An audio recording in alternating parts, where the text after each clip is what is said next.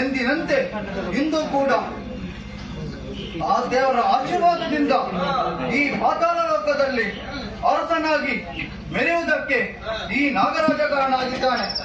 ದೇವರ ಕಟಾಕ್ಷದಿಂದ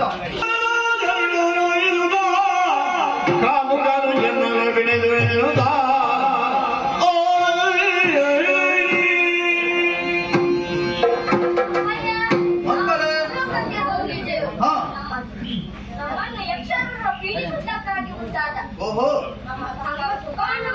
ಹೌದೇ ಆಗಿದ್ದರೆ ಒಳಗಿದ್ದುಕೊಳ್ಳಿ, ಆತನನ್ನು ನಾನು ವಿಚಾರ ಮಾಡಿಕೊಳ್ಳುತ್ತೇನೆ.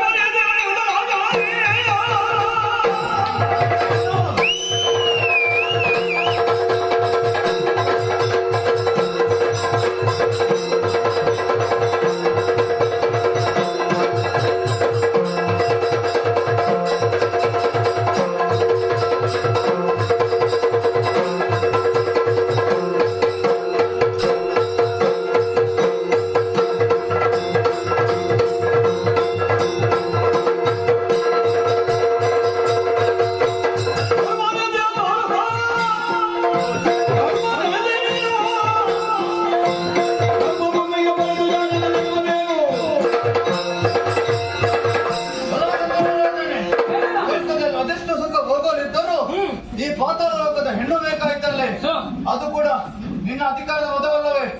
ಸೌಂದರ್ಯದ ಮತ, ಅಧಿಕಾರದ ಮತ. ಹಾಗಾಗಿ ನೀ ಮುಂದೆ ಭೂಲೋಕದಲ್ಲಿ ಮನುಷ್ಯನಾಗು ರೂಪಿಯಾಗು ಎಂದು ಶಾಪ ಕೊಡುತ್ತಿದ್ದೇನೆ.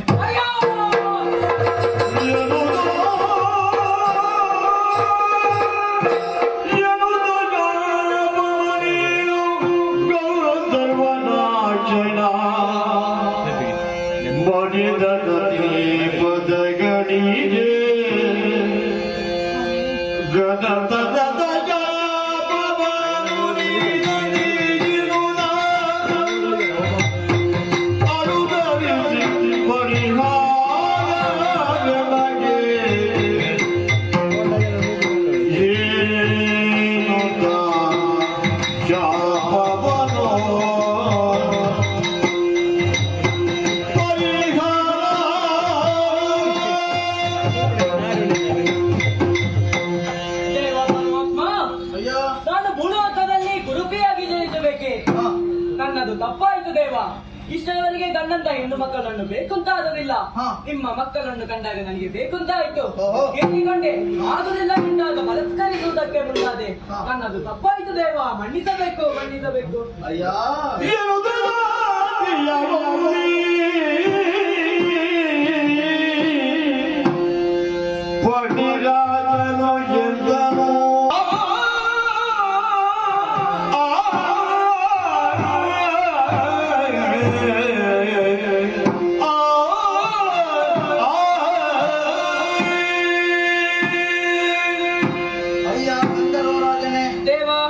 ಕಾಣುವಾಗ ಬೇಸರವೂ ಆಗುತ್ತಿದೆ.